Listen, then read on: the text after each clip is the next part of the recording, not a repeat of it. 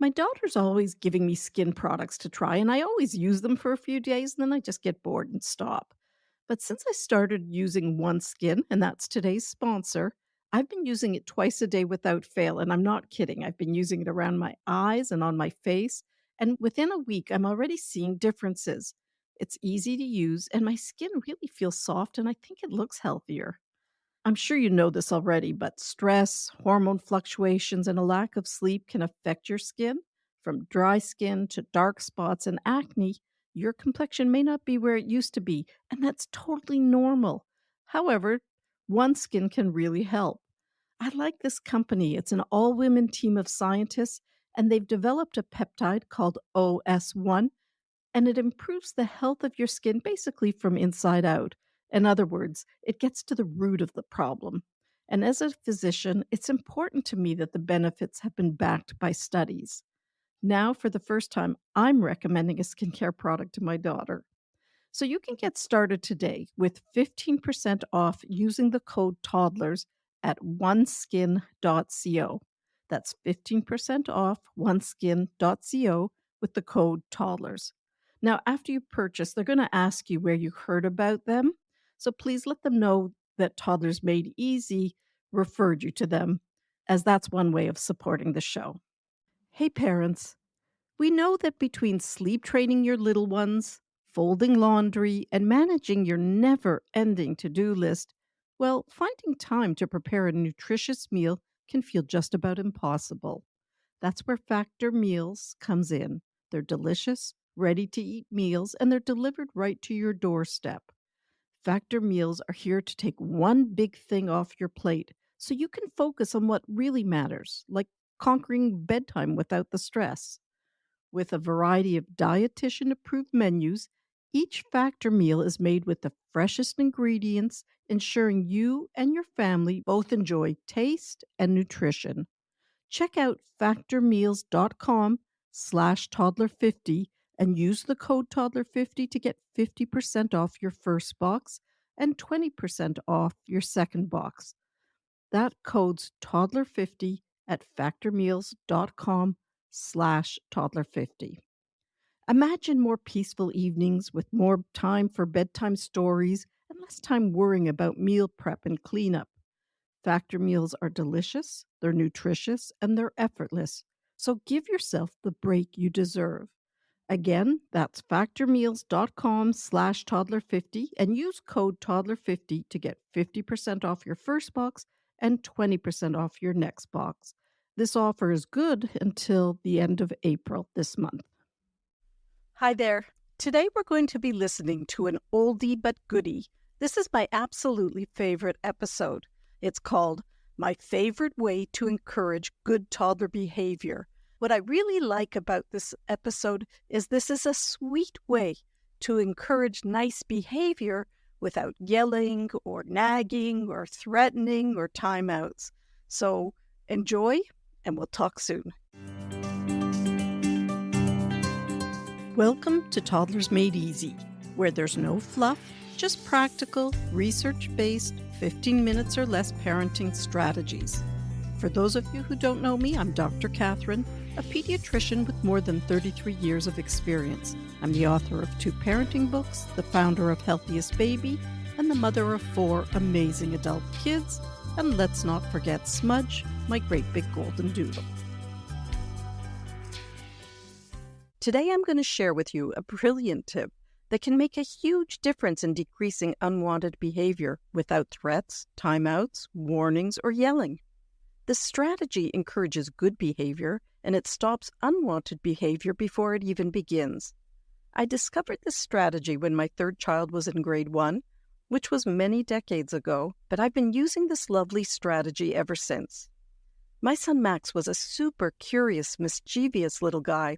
He's one of those kids who had to just touch everything. He'd turn everything upside down and he'd bang them together and he'd try to take everything apart. And I loved this part of his personality, but he was getting into a lot of trouble at school. Max's young new teacher was calling me every day with complaints about his behavior, which was really embarrassing for me as a pediatrician. Shouldn't my child be a little angel? At first, I was a little annoyed with Max, I've got to be honest. But I was also confused. How could I fix the problem I wasn't even there to witness? And after a particularly bad week, I said, enough. I didn't like this focus on Max's misbehavior, and I thought it was actually making things worse, so I decided to do something about it. I wanted to reset the negative dynamics that I was starting to see. So for 10 days, I decided I was only going to focus on the good things Max did or said. That meant I wouldn't ask, "Did you get in any trouble today?" as soon as he came home from school. Instead, I asked, "Hey Max, what was the best part of your day today?" Unfortunately, we tend to focus on our kids' faults and forget to talk about their amazing qualities. We don't talk enough about the kind, thoughtful, smart, generous things they do. But here's the thing. Kids think about themselves based on the way we talk about them. What they hear about themselves is what they believe, especially young kids who haven't yet developed skepticism. They believe what they're told. When I decided to focus on bringing out the best in Max's behavior, instead of trying to minimize the worst, I discovered this really sweet parenting strategy that I'm going to share with you now. So let's back up for a moment. This strategy is based on the fact that we're more likely to believe something we overhear than if it's told directly to us. Well, kids are exactly the same way. Imagine your coworker, let's say her name is Mary, says, "Wow, Amanda, your hair looks so nice today." Well, you may wonder why Mary is complimenting you, and you might wonder whether she's making fun of you or whether she has other ulterior motives. But now, imagine you overhear Mary talking with another one of your colleagues and she's saying, "Doesn't Amanda's hair look great today?" This you would believe. Overhearing others means there's no hidden agenda, so we're more likely to believe something we overhear than something said directly to us. So I started using this insight in my office. If a child brought a stuffed animal along, I'd chat with the stuffed animal as I was examining the little guy. I'd say something like, "Oh, wow, Lucy, did you see how wide Tommy opened his mouth so I could see his tonsils?" Or, "Hey, Piggy, I bet Mel's going to let me take a peek at her eyes today." And guess what happened? I was able to examine toddlers a little easier. I didn't need to restrain them as much. Doing a physical exam on a toddler is typically a real challenge, and it requires some hugging and restraining them. But after chatting with stuffed animals, I found I could examine a toddler with a little less resistance. So I took this idea home, and I tried it with my kids, especially Max.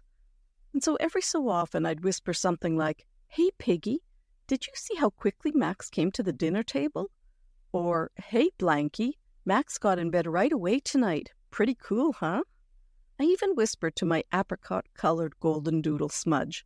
The point was to let Max overhear nice comments about things he'd done, but pretend that he wasn't meant to hear them. "Hey, Monkey, Max just put away his train set. Oh, it's so helpful when he does that." Or, "Wow, Smudge, look how quickly Max put his boots on."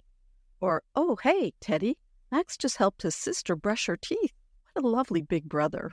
So guess what happened when we shifted from noticing everything Max was doing wrong to noticing the things he was doing right? Well, first off, I stopped hearing from Max's teacher. I felt better, and Max felt great, and the whole tone at home changed. Now, I'm not suggesting that gossiping with stuffed animals will make discipline unnecessary, because it won't, but it's a great tool to promote positive behavior and boost healthy self-esteem and self-confidence, and no punishment is needed. This strategy works best beginning around 15 months of age. It works great also during that no stage where everything is a no. For instance, let's say your little one's resisting bath time. You can say something like, "Hey, Ducky, are you ready for your bath?" "Yes? Oh, great. Hey, Marlene, will you help me give Ducky a bath?" When I shared this strategy on Instagram a few months ago, a mom asked, "Why would I want to teach my toddler to believe what he overhears? I teach my kids, don't believe everything you overhear." So, in case you're wondering the same thing, this is a strategy for toddlers, not teenagers. It's just a way of narrating or describing what a child is already doing and not really gossiping about them. So it isn't really gossip, it's gossip with quotation marks. Now, let's back up for a moment and take a deeper look at why this strategy works. It's not just about the stuffed animal and so-called gossiping.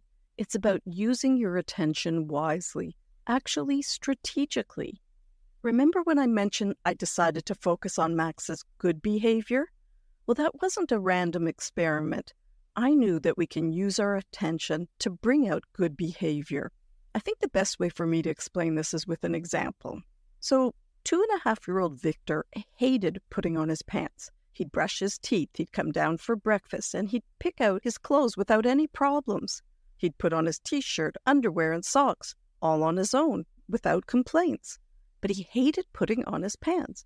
For some reason, he'd kick and run away when it came time to the pants. His mom tried sweatpants, overalls, blue jeans, but he just kept fighting. So here's where using your attention smartly comes in. Think about this. What was getting all the attention in this situation? Well, you're right, the fighting about the pants. Now remember, kids love attention, good or bad, and kids will repeat behaviors that gain attention. So when we notice the good things happening and make a point of commenting about them, we can gradually change behavior. By giving Victor more attention for putting on his underwear and his shirt and his socks than he was getting for the pants fiasco, he gradually began putting on his pants without a fuss. Now, this didn't happen overnight. It took some time and it took consistency, but the problem did disappear without stress, threats, or yelling. So there really are two take-home messages or two new parenting tools today. Number one, gossiping with stuffed animals or your dog helps positively encourage good behavior. And number two, use your attention wisely. Use it on the behaviors you want to nurture and encourage. Now go ahead and try these techniques and send me a DM at healthiest_baby and let me know how these strategies helped you. Till next week. Thanks for listening to Toddlers Made Easy, the Healthiest Baby podcast. Join me on Instagram at healthiest_baby for a daily dose of better parenting solutions. If you love the Toddlers Made Easy podcast, please subscribe, rate, and give us a review on iTunes. We'd appreciate it so much. Until next time, have a great week.